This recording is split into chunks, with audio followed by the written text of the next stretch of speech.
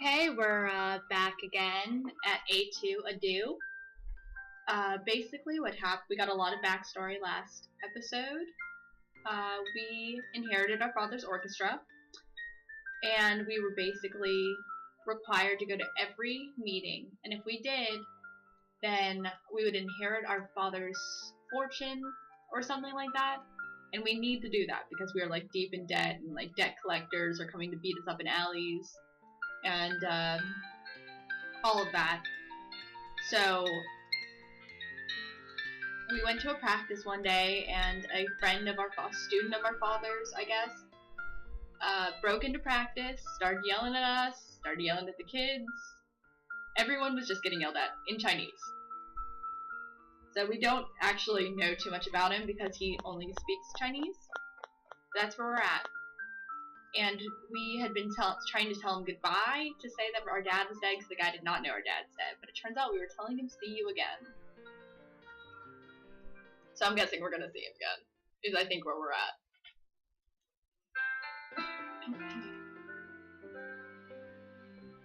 Oh, look at our booty. We look good in those jeans. We're working it.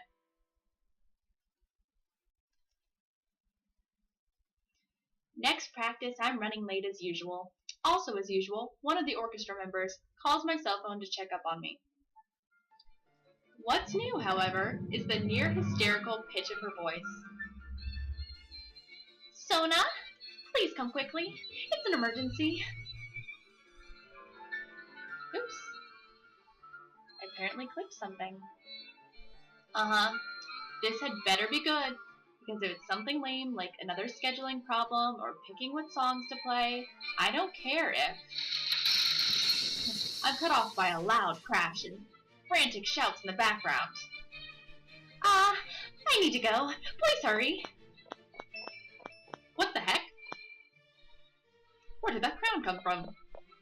We all know who this is. We all know what's going on. There's only one really angry person in our game so far. I arrive at the practice room flushed and winded from my long run.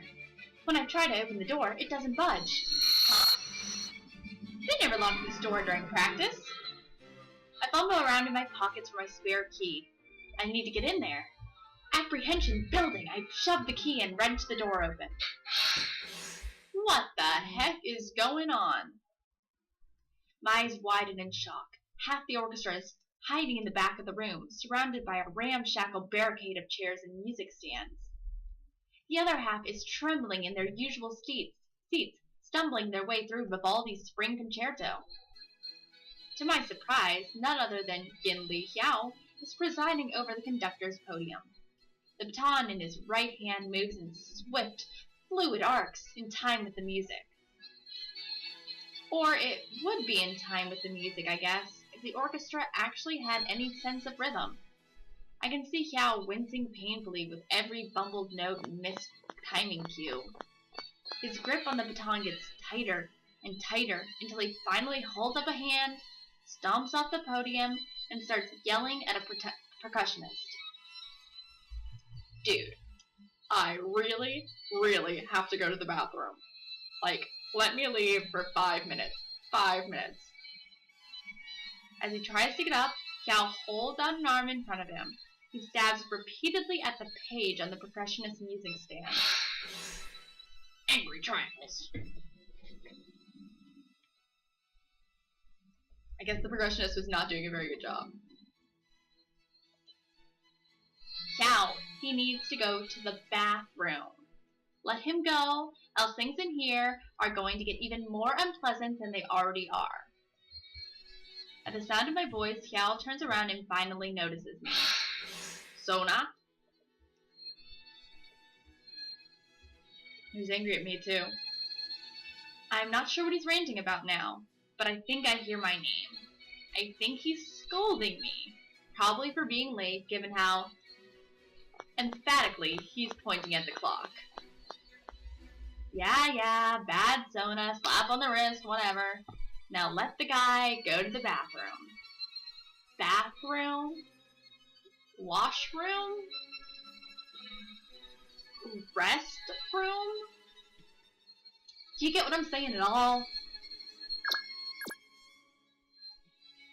I hesitate, not sure of the most appropriate gestures for explaining what a bathroom is. The percussionist takes advantage of the distraction to race for the door. Oh, I guess he's going to get him. Just zooms out of the scene. With a shout, Xiao chases him into the hallway. I can hear him yelling in Chinese all the way down the corridor. Sighing in aggravation, I turn to the shell-shocked orchestra members. Okay. That man is clearly trespassing again. Please tell me somebody called the police this time. Well, we thought about it, but he hasn't actually hurt anyone. Though he did throw a few chairs. Yeah, dude, it looks like he was friends with Mr. Song, so we didn't want him to get arrested. The bassist indicates the small picture frame that I hadn't noticed hanging off the conductor's podium. Upon a closer inspection, I realize it's holding the photo of Xiao and my father that I tore up before. The paper is crisscrossed with lines upon lines of painstakingly applied Scotch tape. Sigh. He really cared about it that much, huh? Plus, if that guy knew Mr. Song, then he's probably a really good conductor as well. We could really use someone like that. Well, if we could understand even half of what he's saying, that is. There's another crash at the door. Xiao has returned, dragging the now squirming percussionist by his shirt collar. Let go, crazy man! Somebody get up here and help me! Loud footsteps hurry down the hallway. Everyone freezes as the security guard pokes his head into the room. What's going on here? Is everything alright? Crap. This is getting out of hand. Suppressing another sigh, I march over and pry Xiao's hand off the percussionist's shirt. The poor musician instantly scrambles out the door, clutching at the front of his pants. Poor kid. Did not make it all the way to the bathroom, apparently. I tighten my grip around Xiao's hand despite his protests.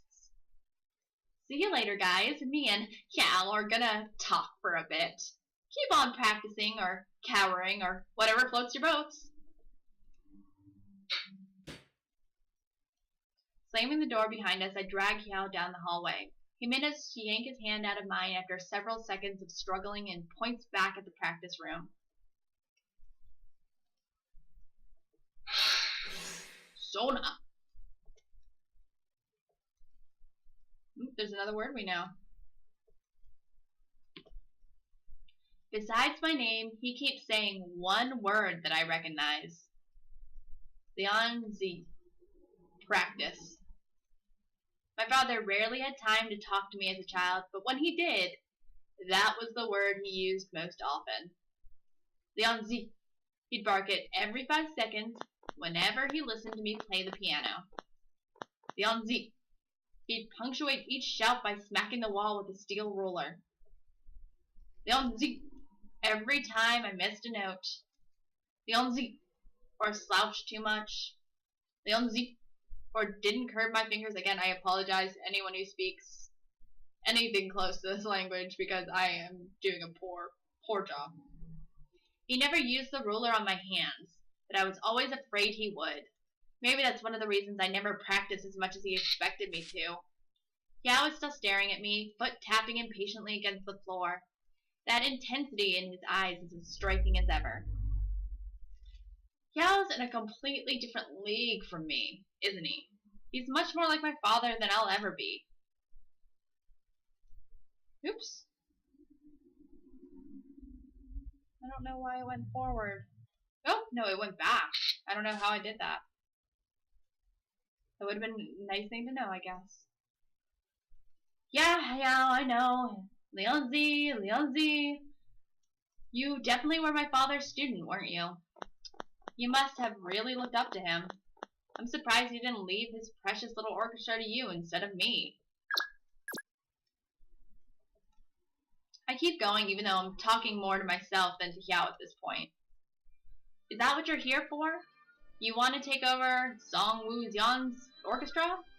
If so, be my guest.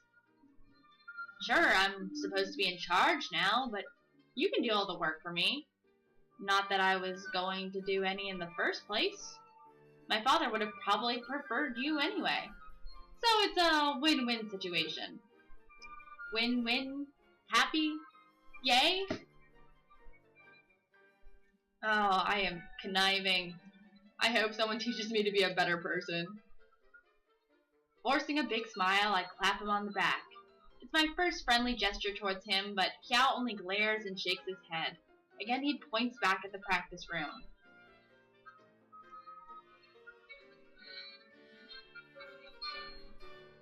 He's talking about Lianzi again. Talk about a one-track mind. Okay, yeah.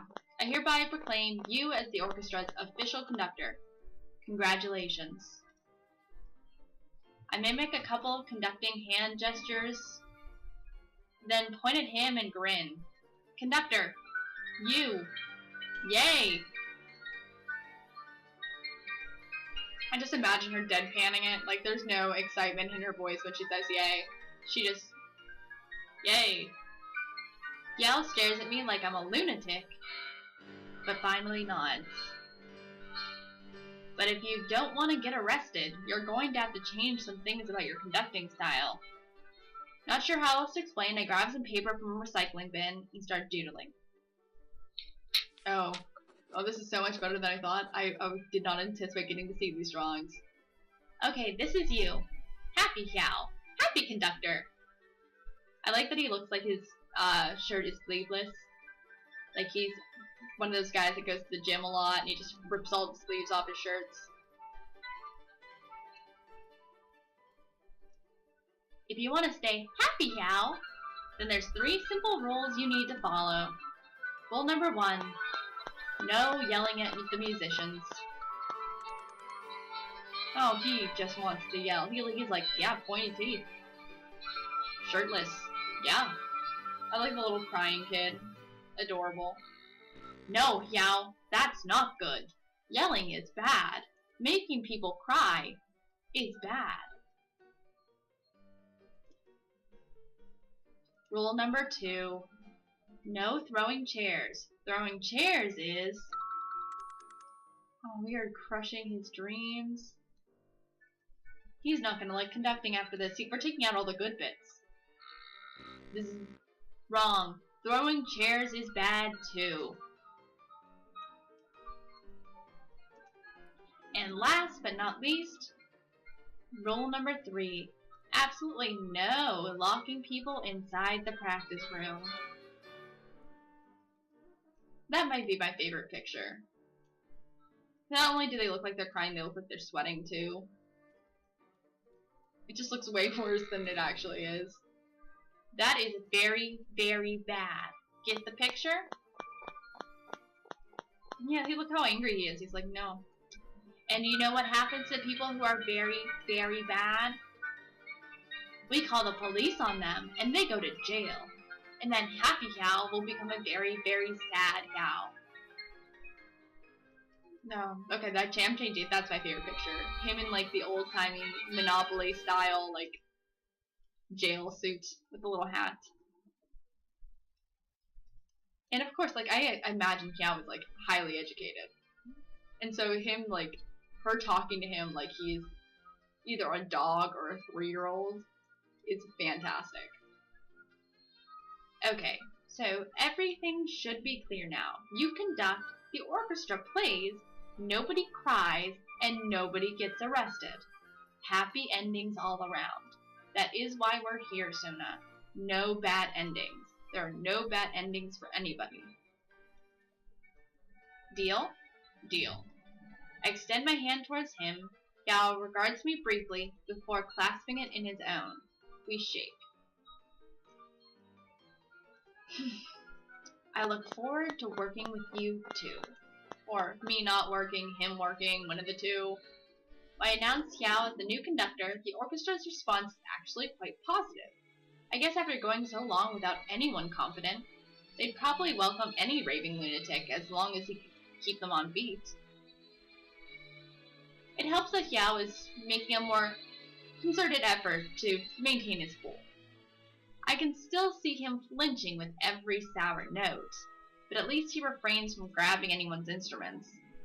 And now that they aren't as petrified by fear, the orchestra is also getting more used to Hyao's conducting style. Even if they can't understand what he's saying, Hyao's clear, clean hand gestures speak for themselves. I can already hear marked improvement in everyone's playing. Well, well, who would have guessed that it actually does help to have a conductor who knows what they're doing? The song is giving me slightly less of a headache than before. Alright, now that everything's settled, it's time for my nap. Yawning, I lay my head down on the piano keys. My eyes have only been closed for a minute or two when something hits me in the back. Huh? Confused, I look down and find a cake, a violin. I'm gonna guess rosin. Rosin lying at my feet. Hyao's voice rises over the sound of the orchestra. Did he seriously just throw that at me? My disbelief quickly turns into annoyance. Snatching up the rosin, I chuck it straight at Hyao's head. Without missing a beat, he extends his left hand and neatly catches the incoming block. His expression never even wavers, even amidst the gasps of all the players. It's gonna turn out that he is like Superman. He's Clark Kenting it up pretty hard right now, but it's all gonna be Superman here pretty soon. Tuh. Whatever. He just got lucky. As I lie back down, the rosin hits me again. Hey, cut that out. Some of the players start to snicker, but Hyao silences them all with a severe glare. Shooting him a glare of my own, I make a point of yawning, stretching, and flopping carelessly all over the piano keys. The next thing that hits me is one of Hyao's black dress shoes. What the heck? How did he pull that off? Literally. It might be my imagination, but I think I see a corner of Hyao's mouth twitching into a smile.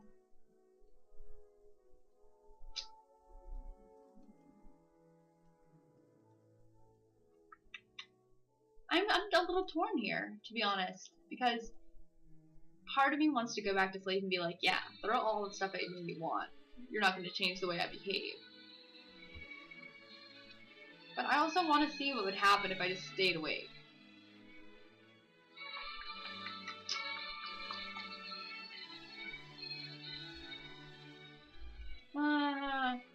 We don't know him well enough to want to please him. Like you're getting the best of me, you stupid musical ninja. Okay, that line was worth the entire missing out on whatever else was going to happen, because stupid musical ninja. Great description. I roll under the piano where Hyao can't reach me and stay there for the rest of practice.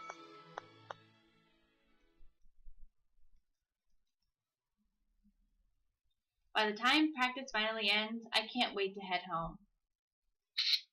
So I'm more than a little annoyed when Hyao stops me from leaving with everyone else. Practice is over, Hyao. Zaijian.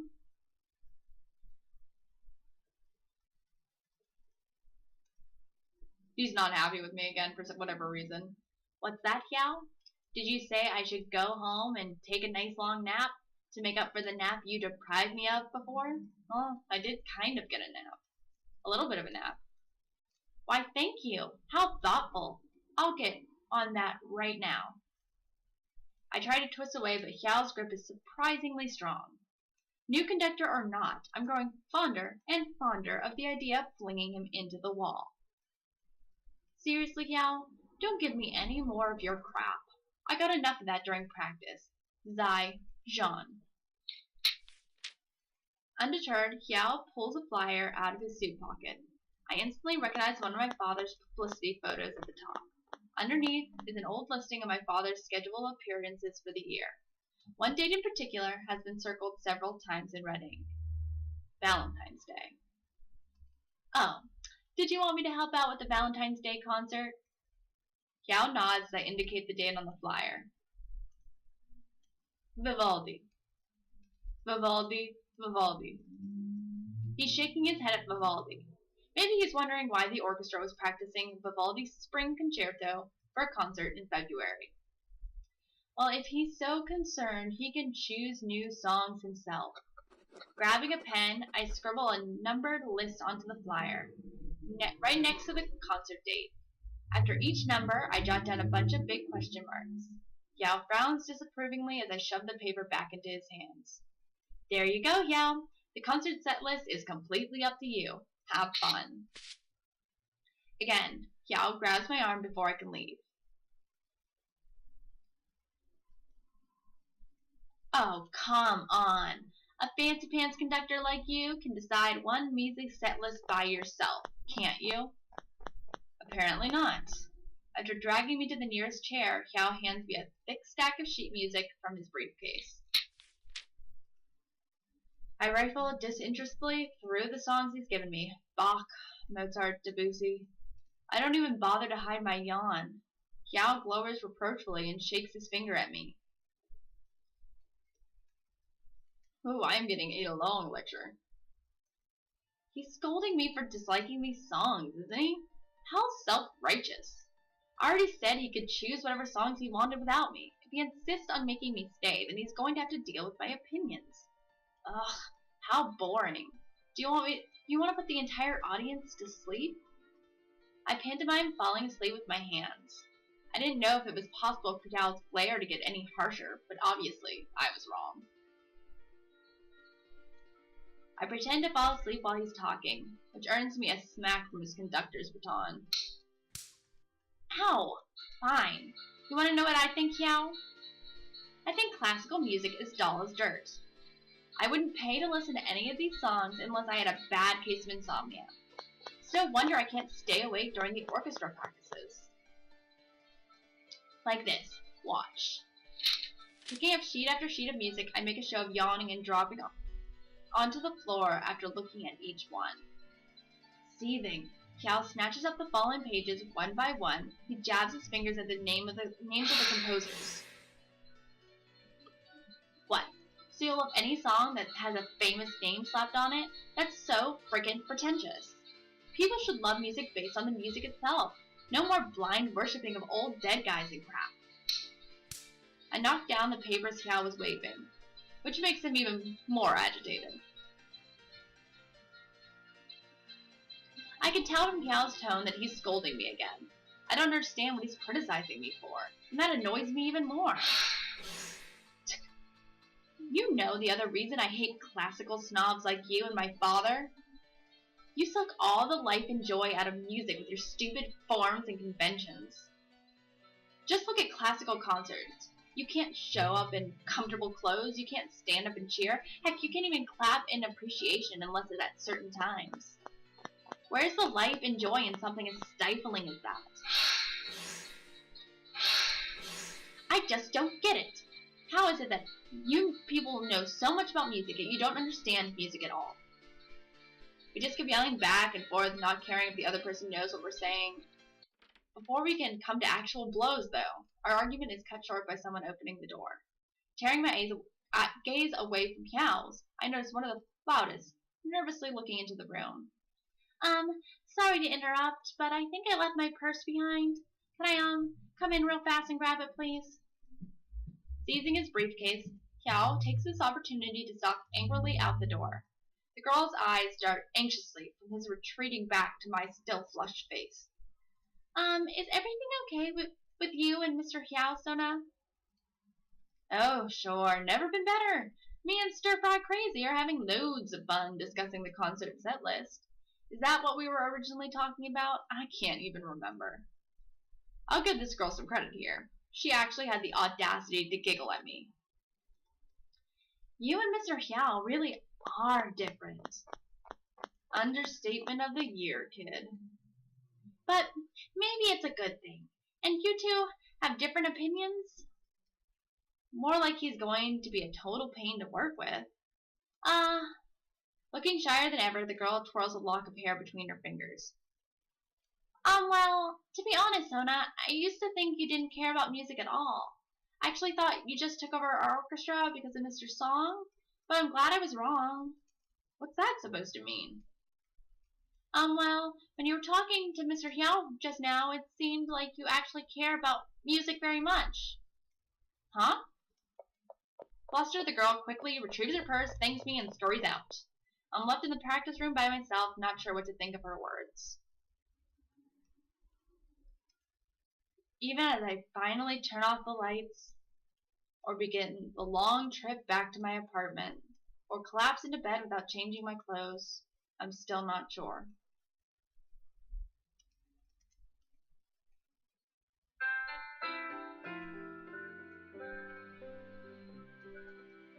Okay, and that's where we'll cut it for today. We'll start at the next day of practice for episode 3. Have a glorious rest of your day, because I have to go to work.